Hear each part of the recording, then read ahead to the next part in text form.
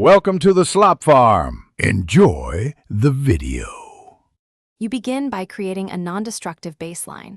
Duplicate the background, then make a stamped visible layer so your original stays intact. Next, use image adjustments shadows/highlights briefly to lift shadow detail.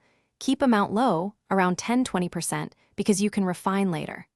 Once done, convert the stamped layer to a smart object so filters remain editable. Make sure to work at 100% zoom to judge skin texture. Small adjustments avoid blowing out highlights or flattening pores. Next, you target skin midtones using a curves adjustment layer. Lift the midtones slightly with a soft S-curve to brighten without losing contrast. Once that looks promising, invert the mask and paint with a soft, low-opacity brush, 20–40%, to reveal the effect only on skin. Avoid eyes, teeth, and hair.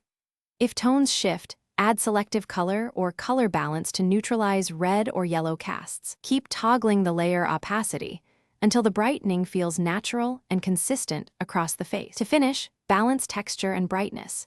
Use frequency separation so you can smooth tone on the low-frequency layer while preserving pores on the high-frequency layer.